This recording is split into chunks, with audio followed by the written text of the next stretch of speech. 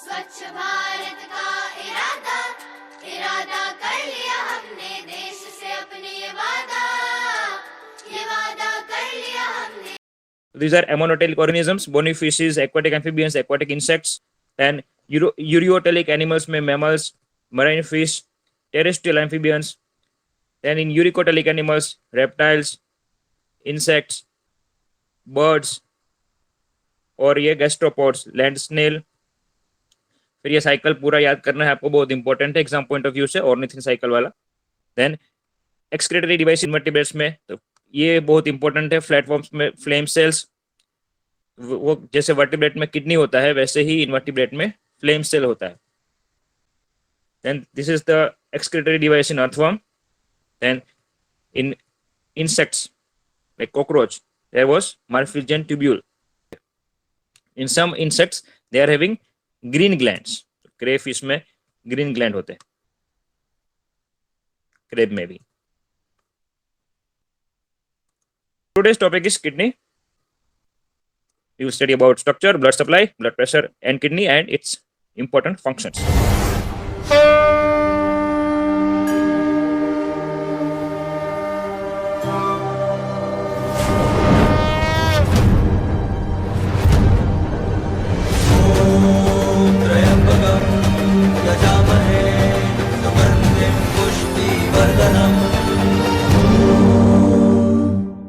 These are kidney. कितनी kidney होती है ह्यूमन के बॉडी में? 2 kidney. Mammalian kidney will be the best example to study the typical vertebrate kidney. So in these slides we will study the mammalian, especially human kidney. So there are one pair of kidney. Bean shaped होता है.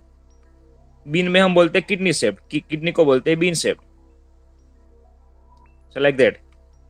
तो अगर उसका हम longitudinal section ले, sagittal section और longitudinal section, then it has some divisions, some parts. तो outer part जो होता है किडनी का उसको बोलते हैं cortex.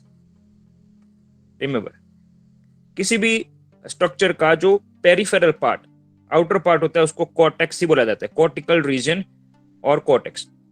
And the inner part is called medulla.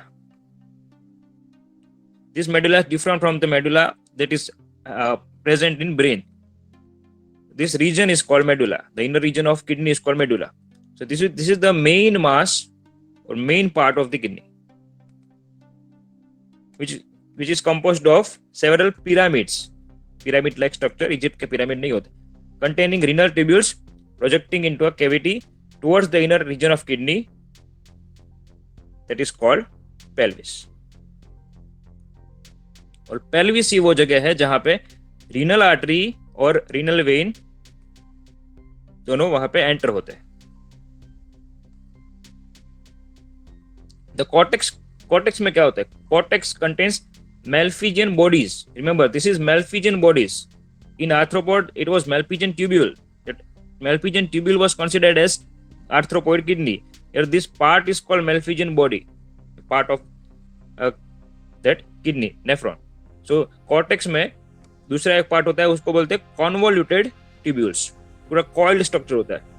तो cortex में ये 2 important parts होते हैं, Malpighian bodies and convoluted tubules.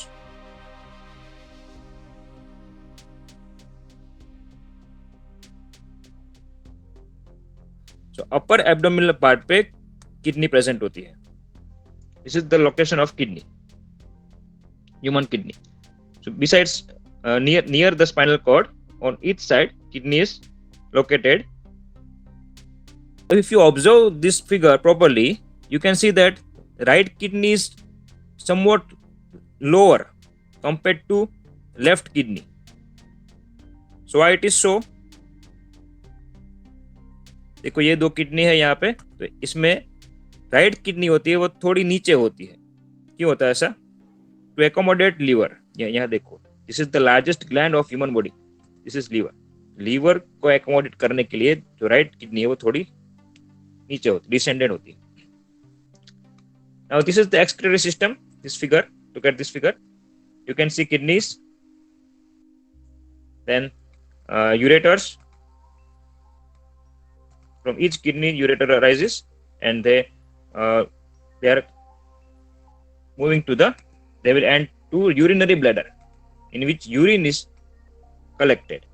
And from urethra, it will be ejected out. These are the main organs of excretory system. And this both pipe-like structure play a very important part. What are these structures? This is aorta, and this will be vena cava. The largest vein of our body, vena cava. Largest artery of our body is aorta. From aorta, renal artery will be arising.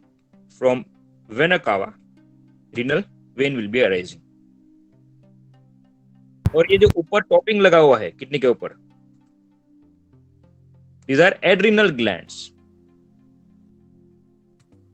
Okay, so these are adrenal. Ad means ऊपर, minister के ऊपर जो काम करते हैं administration, वैसे add, तो adrenal. Kidney के लिए हम वर्ड यूज करते हैं renal, and these are above kidney, so they are called adrenal glands. Very important. अब इसके कुछ साइज और शेप देख लेते हैं. शेप तो आपको तो पता ही है. Shape, the shape of kidney is mean shaped. What is the colour of kidney? If you dissect the human body, you will find that it is reddish brown in colour. The colour of kidney is reddish brown. इसका जो length होता है, length will be of 10 to 12 centimetre. width will be 5 to 7 centimeter, and thickness will be 2 to 3 centimeter.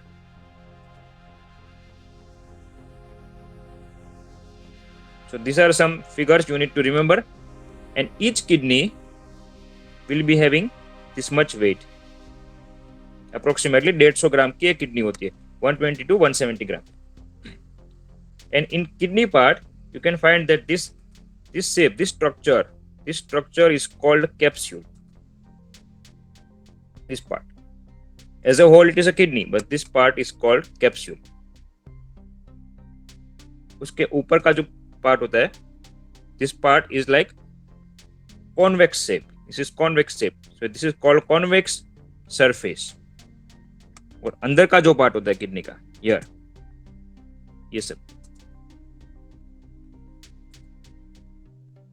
this is called concave surface. This is convex surface, and this will be concave surface. And the part where this renal vein is attached to the kidney, here, this is called hilum.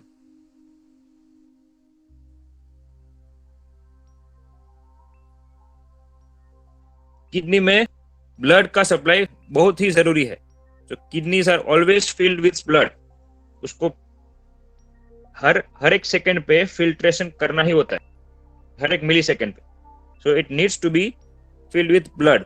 So for that, blood supply is there, and for blood supply there will be blood vessels. In blood vessels there will be veins, arteries, capillaries. Now if you see the anatomy of human kidney, just look at this figure properly. You can find here, this region is called cortex, that we discussed here. Then this is hilum, renal artery. This is renal artery, this red one, and this is renal vein. As they are coming to the kidney, so they are named as renal. Then this region is pelvis, then ureter, और ये calyx reason होता है. यहाँ पे बहुत सारे ऐसे calyx reason होते हैं जहाँ पे यूरिन भरा रहता है. उसके बाद उसको वहां से यूरेटर में भेजा जाता है. सो कैलिक्स, कैलाइसिस भी बोलते हैं इसको. आगे डिस्कस करेंगे इसके बारे में. Then this one is renal medulla. You can find renal medulla filled with renal pyramids. These are renal pyramids. उसके बीच में कुछ पार्ट होते हैं कॉर्टेक्स को एंकर करने के लिए, कॉर्टेक्स रीजन को कुछ जगह देने के लिए. That are called columns of Bertini or renal columns.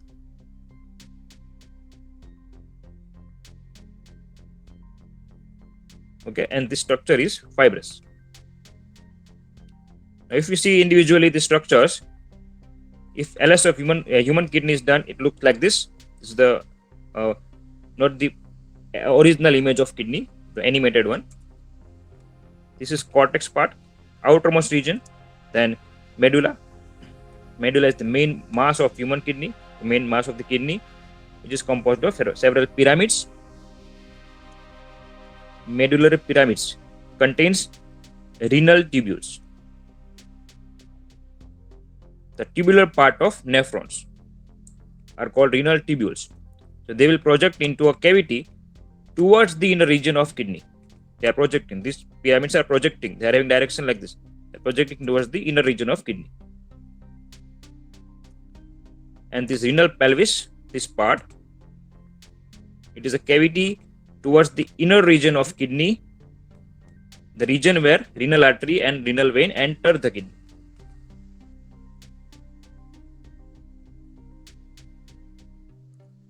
Okay, अभी calyx का क्या role है? This calyces, this space, here you can see this space. The renal calyces are chambers through which urine pass. यहाँ से urine pass होता है ureter में. Ureter से फिर जाता है urinary bladder में. It will be collected in urinary bladder.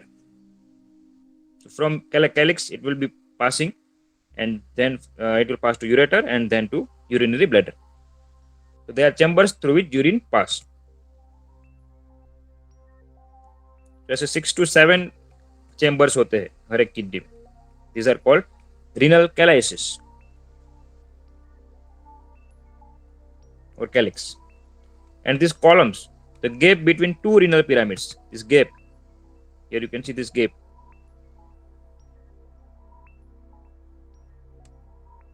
This is called renal columns or columns of Bertini. It makes the cortex anchored in a better manner to the medullary region. ये उसका function है.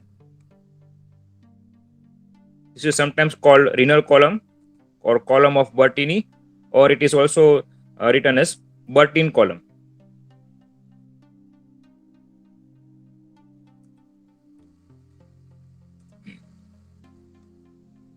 Now, if we see the tissue part of kidney, that is histological examination. If we do histological examination of kidney, it contains the excretory units called nephrons. The excretory units of mammals is nephron. Excretory unit of Annelida was nephridia, is nephridia. Highly coiled tubule containing this ball-like structure. It is a nephron. And this ball-like structure, it contains two parts. One which is filled with blood capillaries, that is called glomerulus. And this part, the outer part, which is having endothelial cells, podocytes, this part is called Bowman's capsule. And both this part makes Malpighian body. Again, I am repeating quickly. ये kidney के अंदर nephron होता है. Nephron का ये part जो है, इसको बोलते हैं Malpighian body. It contains Bowman's capsule, and उसके अंदर जो पूरा ऐसा नेटवर्क होता है ब्लड कैपिलरीज का, that is called glomerulus.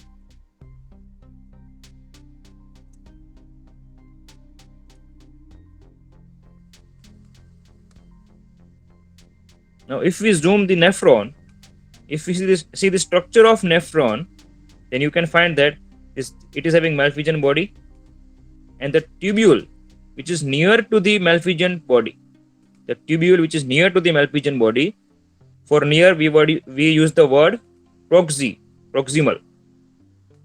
So this tubule is called proximal convoluted tubule. Malpighian body के पास होता है, P for pass, P for proximal. तो पास में होता है वो proximal convoluted tubule. जो दूर होता है उसके लिए हम वर्ड यूज करते हैं डिस्टल, और दूसरा ट्यूब्यूल जो Malpighian बॉडी से बहुत दूर होता है, that is called distal convoluted tubule. This part is cortex, you already know.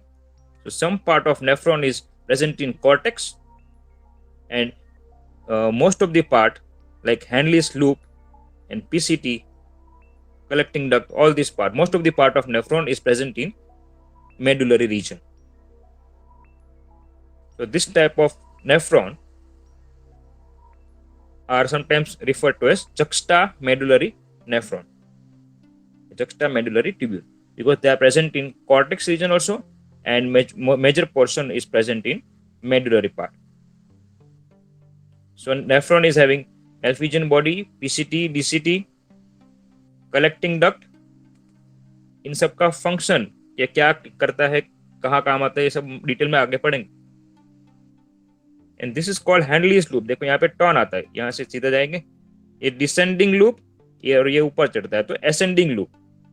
तो this loop is called Henle's loop और loop of हैंडली.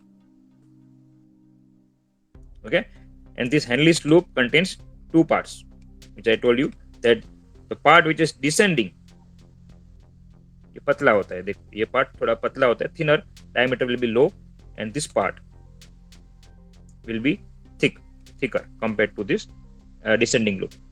So ascending limb of Henle and descending limb of Henle's loop, दो part होते हैं Henle's loop में. Which one will be thinner, which one will be thicker? You need to remember this. Ascending loop will be thicker. Okay, ये thick होता है. And descending loop will be thinner. Okay, thicker, thinner में CK और N का difference है, तो मैं यहाँ पे N लिख देता हूँ. Thinner, descending limb thinner, ascending limb thicker होता है.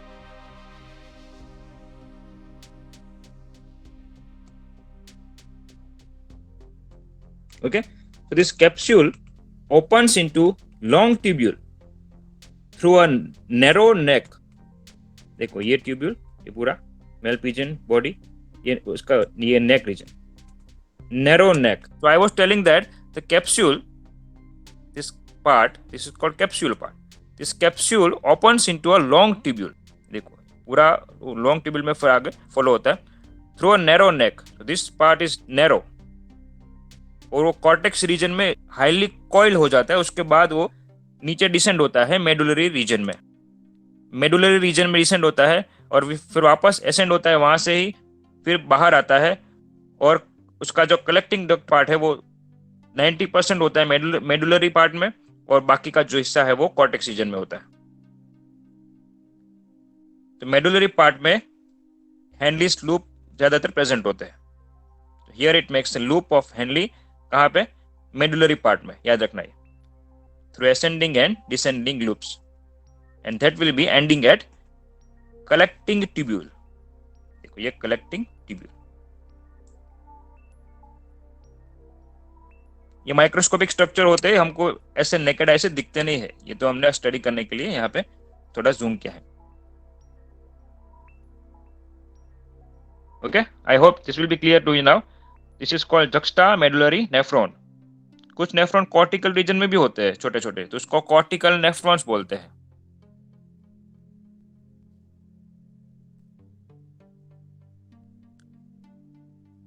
फिर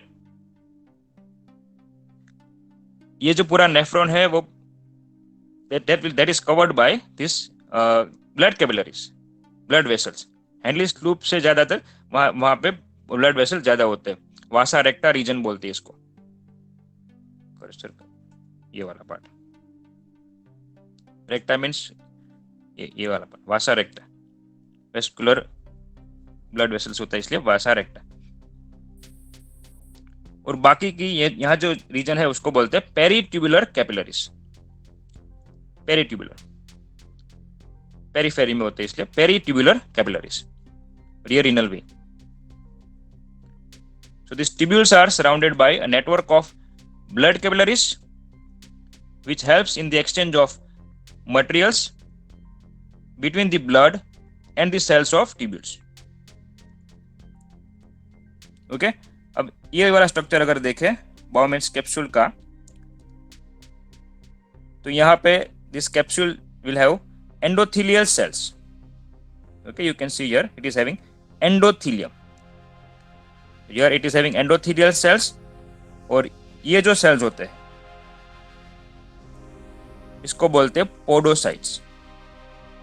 ये क्वेश्चन बहुत बार पूछा गया है कॉम्पिटिटिव एग्जाम में। बोमेस कैप्सूल में जो सेल्स होते हैं जो ग्लोमेरुलर फिल्ट्रेशन में काम आते हैं वो कौन से सेल्स होते हैं? These are podocytes. So capsule has very thin layer of endothelial cells while the ascending and descending loops are lined with cuboidal cells. Okay? ये भी क्वेश्चन कई बार पूछा गया है। ये जो है देखो ये वाला part, this tubule is having cuboidal cells. This is called cuboidal epithelium.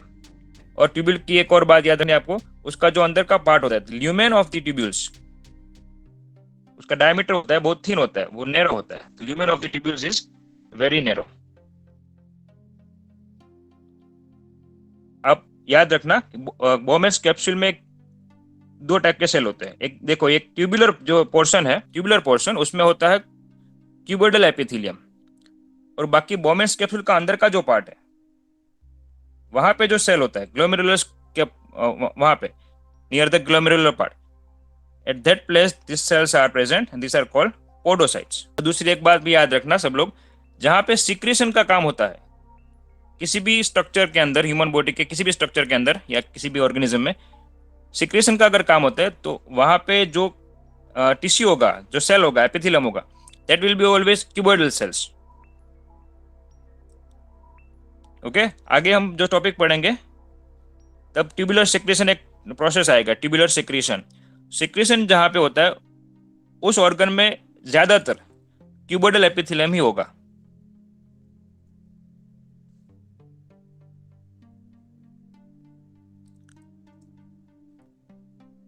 अब देखो ब्लड सप्लाई कैसे होता है किडनी में। किडनी को पूरा ब्लड से भरा हुआ रखना होता है।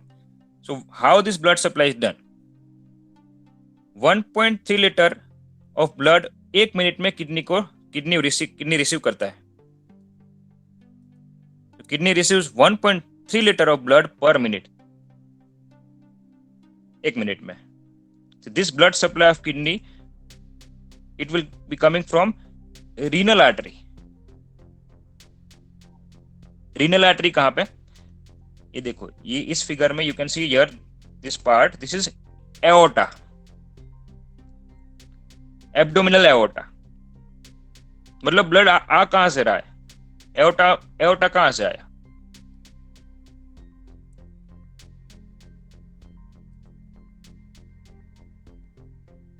तो in heart you can see that there are superior vena cava, inferior vena cava. The largest vein which is present above the heart will supply blood to the upper part of the body, upper part of the heart. This is called superior vena cava, and here it will be inferior vena cava. In the same way there is aorta. Okay, so aorta brings blood from heart to kidney. तो abdominal aorta में से निकलता है, ये क्या निकलती है वहां से? Renal artery. So renal artery arises from abdominal aorta. ये देखो ये दोनों, this one and this one.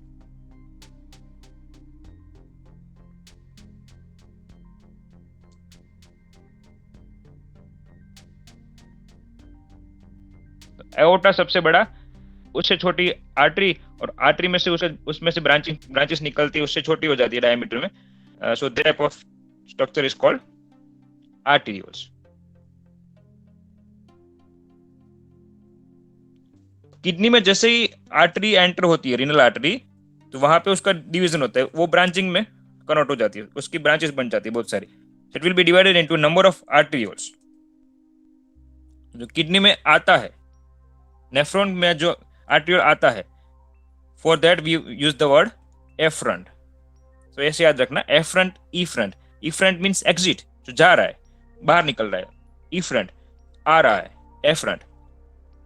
तो रीनल आर्टरी में से आर्टरियोल्स बनेंगे और किडनी में आ रहे हैं, so this are called efferent arterioles. कहां से कहां ब्लड गया?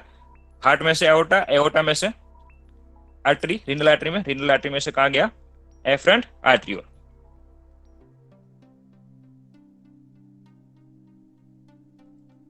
Okay, like this. देखो रीनल आर्टरी बहुत सारी ब्रांचेस में कन्वर्ट हो गई, और ये जो छोटे छोटे स्ट्रक्चर होते हैं ट्यूब्यूल, उसको बोलते हैं आर्ट्रियोल्स। तो एफरेंट आर्ट्रियोल, अभी एफरेंट आर्ट्रियोल कहाँ जाएंगे? Afferent arteriole will be supplying blood to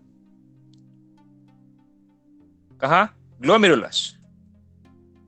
glomerulus में जो कैपिलरीज है वहां पे। So afferent arterioles further branch into capillaries and enter into each glomerulus. हर एक नेफ्रॉन का एक ग्लोमेरुलस। कितने नेफ्रॉन होते हैं ह्यूमन बॉडी के एक किडनी में?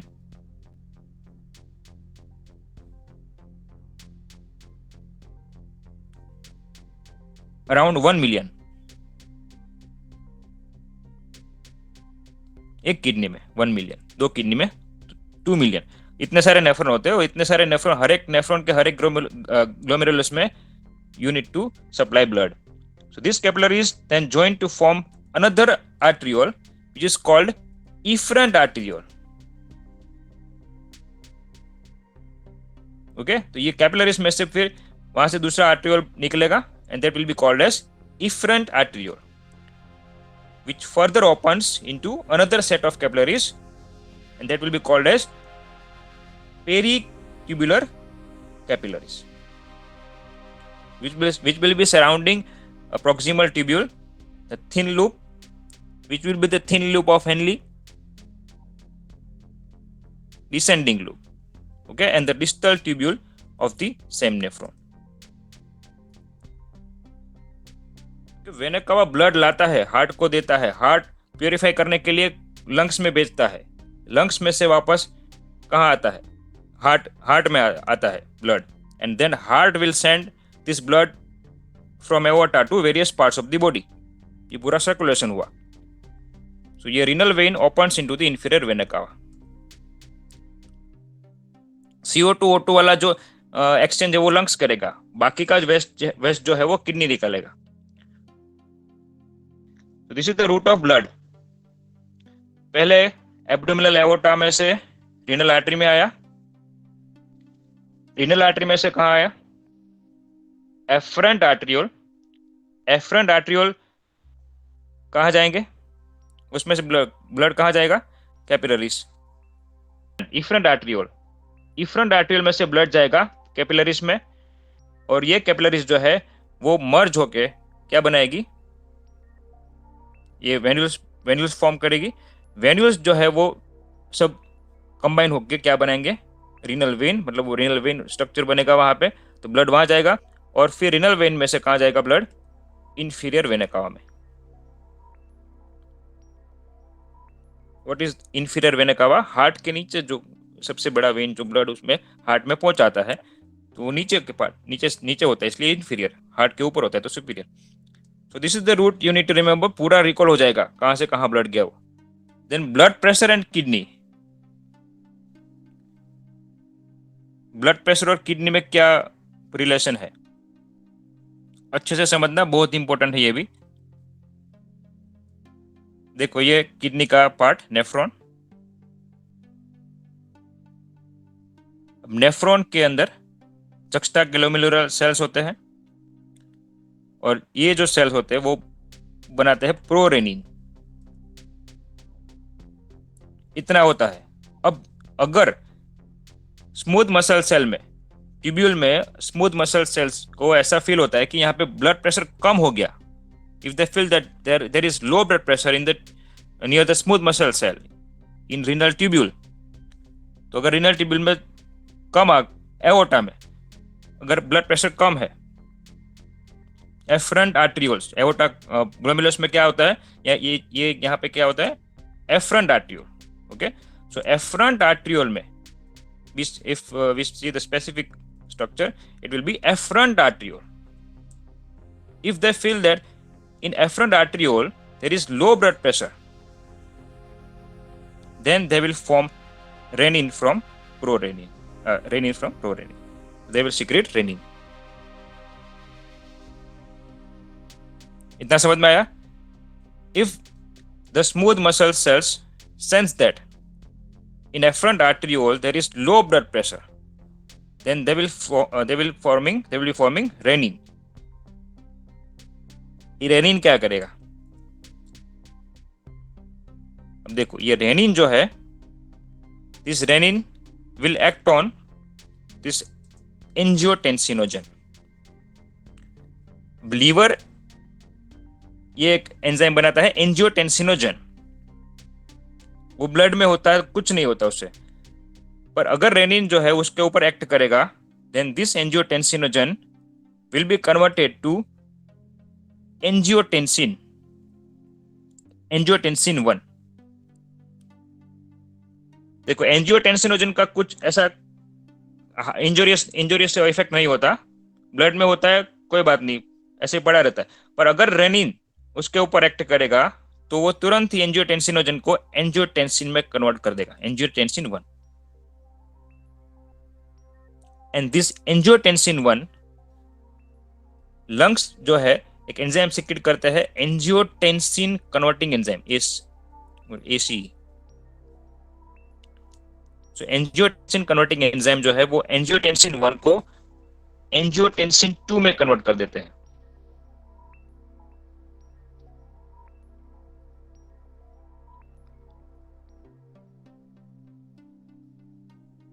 एंजियोटेंसिन 1 अगर एंजियोटेंसिन 2 में कन्वर्ट हो गया, देन वाटर रिटेंशन का प्रॉब्लम होगा। कैसे? सोडियम बढ़ाएगा वो। अगर ट्यूबुल में सोडियम बढ़ा तो सोडियम बढ़ता है तो ऑस्मोलरिटी वहां पे कम होती है, तो पानी अंदर आता है, तो ऑस्मोटिक बैलेंस के लिए पानी अंदर, तो वाटर रिटेंशन बढ़ेगा। नेक्स्ट थिंग, एल्डोस्टेरोन जो हार्मोन है जो एड्रिनल ग्लैंड से प्रोड्यूस होता है वो भी बढ़ेगा। इसलिए इस पाथवे को बोलते हैं रास पाथवे, रेनिन एंजियोटेंसिन एल्डोस्टेरोन।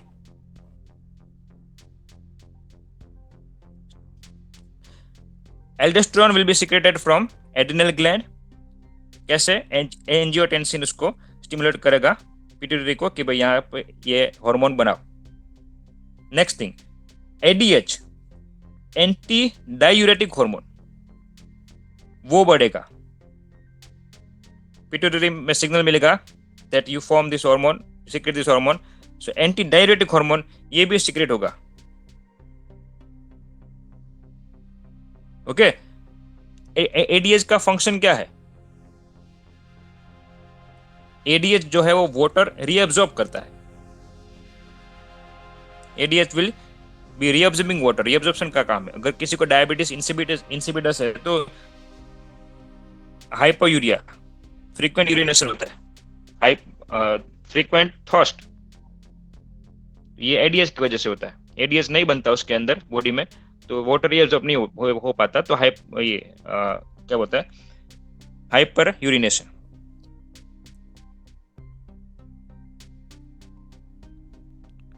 आया समझ में? तो ये एंजियोटेंसिन एडीएच की मात्रा बढ़ाता है,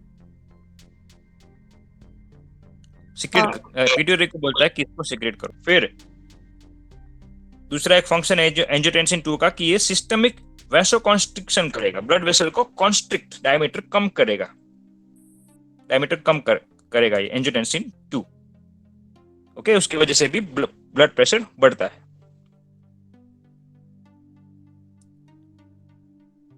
आया समझ में? और एंजियोटेंसिन 2 जो है उसका एक ये फंक्शन भी है, तो हमारे अंदर जो थर्स्ट का जो फीलिंग आता है जो हाइपोथैलेमस से, वो एंजियोटेंसिन 2 वो उसको स्टिमुलेट करता है।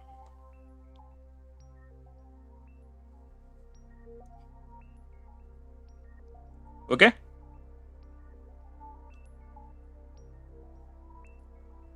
और एडीएच जो है उसका काम है वाटर रीअब्सॉर्प्शन। एडीएच नहीं बना मतलब वाटर रीअब्सॉर्ब नहीं होगा, तो उसको फ्रीक्वेंट यूरिनेशन, पॉलीयूरिया, पॉलीहाइड्रा मींस पॉलीथर्स्ट, ज्यादा उसको पानी की ये प्यास लगेगी। अब एंजियोटेंसिन 2 जो है वो आगे भी कन्वर्ट हो सकता है दूसरे एंजियोटेंसिन में, like angiotensin 3 and angiotensin 4, because it's half life is 1 to 2 minutes. Okay, the time required to degrade is half of its atoms. So this is called T half life. तो half life उसकी एक 2 minute ही होती है, इसलिए वो तुरंत 2 minute, ज्यादातर 2 minute में, maximum in 2 minutes it will be converted to angiotensin 3 and 4। तो ये पूरा रास, इसको रास पाथवे या रास प्रोसेस भी बोलते हैं। Rennin, angiotensin, aldosterone. ओके, तो ये पूरा फॉर्म या फुल फॉर्म भी याद रखना, रास, rennin, angiotensin, aldosterone.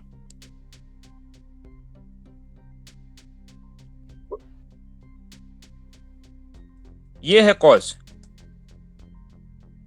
Efferent arterial में ब्लड प्रेशर कम हो गया, प्रोरेनिन से रेनिन बन गया। रेनिन ने बनाया एंजियोटेंसिन 1 फ्रॉम एंजियोटेंसिनोजन। एंजियोटेंसिनोजन कहाँ पे प्रोड्यूस होता है? लीवर में। लीवर में से ब्लड में आता है, तो ब्लड में ऐसे पड़ा रहेगा तो कुछ नहीं होगा, एंजियोटेंसिन 1 बनेगा। एंजियोटेंसिन 1 जो है वो एंजियोटेंसिन 2 में कन्वर्ट हो जाएगा। उसको कन्वर्ट कौन करेगा? Angiotensin converting enzyme AC। Angiotensin 2 बन गया तो ये सब यहाँ पे प्रोसेस स्टार्ट हो जाएंगे। ये देखो, ये शॉर्ट रिफ्लेक्स होता है, ये long reflex, long term reflex है, ये शॉर्ट टर्म रिफ्लेक्स, इसको बोलते हैं बैरो रिफ्लेक्स या फिर थर्स्ट वाटर इंटेक, ये सब इंड्यूस करेंगे। तो इसका काम क्या है? एंजियोटेंसिन 2 का काम ये है कि वो ultimately it will elevate the blood pressure, ताकि नॉर्मल ब्लड प्रेशर आया एफरेंट आर्टेरियल में और ब्लड पुश हो सके आगे जाने के लिए, ग्लोमेरुलस से आगे जाने के लिए पुश हो सके। अगर वहां पे ब्लड प्रेशर ही नहीं होगा तो आगे पुश नहीं होगा। So for that reason renin is required. ये पाथवे हार्मफुल नहीं है, पर अगर रेनिन ज्यादा बनने लगा, तब अगर एंजियोटेंसिन 2 उसकी मात्रा बढ़ेगी, then it will be very harmful to human health, it will cause hypertension. अब देखो, इस पाथवे को अगर बीच में कहीं पे रोकना है तो उसके लिए कुछ इनहिबिटर्स भी होते हैं। अब रेनिन ने चलो बना दिया एंजियोटेंसिन 1, कोई बात नहीं, हमको तो एंजियोटेंसिन 2 नहीं बनाना है ना, भले ही रेनिन बन गया कोई बात नहीं, तो उसके लिए कुछ इनहिबिटर्स प्रोवाइड कर दो, ये एंजियोटेंसिन 1 को एंजियोटेंसिन 2 नहीं बनाने देगा। तो this AC inhibitors, there are some drugs, I forgot the name of the drugs, कुछ ड्रग ऐसी दवाई आती है, तो ये जो ड्रग्स होते हैं वो AC एंजियोटेंसिन कन्वर्टिंग एंजाइम को ब्लॉक कर देते हैं, so they quit कर देते हैं, so they will block this pathway। ये ब्लॉक हुआ, मगर ये मतलब ये सारे ब्लॉक हो गए। ओके, तो ये ब्लॉक हो गए, ये भी नहीं बना तो ये भी नहीं, ये नहीं होगा कुछ, यहाँ पे भी कुछ नहीं होगा। तो या तो रेनिन की मात्रा कम करो इस पाथवे को रोकने के लिए, otherwise if renin is forming in excess amount, then there are some ACE inhibitors that will stop the production of angiotensin 2। अगर किसी के बॉडी में रेनिन ज्यादा बन रहा है तो उसको हाइपरटेंशन का प्रॉब्लम हो सकता है, so at that time they need to be provided with ACE inhibitors। तो अल्टीमेटली हम देख लेते हैं किडनी का फंक्शंस क्या है। तो पहला उसका फंक्शन है कि कचरा बाहर निकालो, to eliminate the waste, certain non volatile waste products of the body like urea, sulphates etcetera, nitrogenous waste. Okay, sulphate भी कुछ निकालता है, एमिनो एसिड भी एलिमिनेट करते हैं कुछ। ज्यादा अमाउंट में अगर ग्लूकोज भी किसी के बॉडी में से निकलने लग गया तो उसको क्या बोलते हैं? Glucose urea. फिर अगर वो किडनी फिनाइल कीटोन यूरिया, ये फिनाइल कीटोन यूरिया किसी को होता है तो उसमें क्या निकलता है? फिनाइलएलेनिन एंजाइम होता है, वो एमिनो एसिड होता है ना, वो सीक्रेट होता है। ऐसी बहुत सारी कंडीशन है डिजीज के बारे में अभी हम नहीं चर्चा करेंगे यहाँ पे, तो ये भी अगर निकल सकते हैं। अगर टायरोसिन एंजाइम किसी के बॉडी में नहीं बन रहा है तो फिनाइलएलेनिन जो है वो टायरोसिन में कन्वर्ट नहीं होगा, फिनाइलएलेनिन भी यूरिन के साथ निकलेगा। कीटोज यूरिया भी होता है। Okay, so the ultimate function of kidney is to eliminate waste. Okay, कौन से माध्यम से निकालेंगे? क्या व्हीकल है इसके लिए? वाटर। वाटर नहीं होगा तो कचरा बाहर नहीं निकलेगा। Okay, so that's why we need to remain hydrated. अगर पानी ही ज्यादा होगा तभी ये कचरा बाहर निकलेगा। दूसरा फंक्शन टू रेगुलेट, रेगुलेशन है, दूसरा फंक्शन है उसका रेगुलेशन। क्या रेगुलेट करेगा? hydrogen ion concentration of blood by eliminating any excess of non-volatile acids and bases. जो easily evaporate नहीं हो सकते वैसे. Third function, to remove excess of certain nutrients such as sugar and amino acids when their concentration increases in the blood. Okay, blood में अगर ज्यादा concentration हो गया इन सब का तो फिर वो उसको भी एक्सक्रीट करेगा, यूरिन में एक्सक्रीट हो गया ये सब एमिनो एसिड मैंने जो बताया, फिनाइलएलिनिन है ये सब कि शुगर में glucose. Fourth function, to remove foreign और injurious substances from the blood such as iodides, pigments, drugs and bacteria. ये सब भी किडनी रिमूव करती है. पिगमेंट्स में एग्जांपल बिलीवर्डिन, बिलीरुबिन, ये सब. ओके, बिलीवर्डिन, बिलीरुबिन कौन बनाता है? लीवर. ओके, जिसको पीलिया हो जाता है उसके सेल में ये पिगमेंट सिंथेसाइज होते हैं, एक्यूमुलेट होते हैं.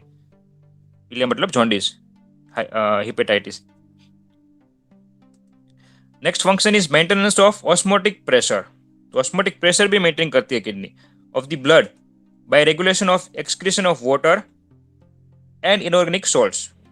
तो ऑस्मो रेगुलेशन भी इसका एक मेन फंक्शन है. thus keeping constant the volume of circulating blood. Okay, volume ही अगर प्रॉपर मात्रा में नहीं होगा तो प्रेशर ही नहीं आएगा, ब्लड प्रेशर तब भी ज्यादा या कम हो सकता है. And the last function of kidney is to regulate the arterial blood pressure by secreting the hormone renin. ये हमने पढ़ा अभी.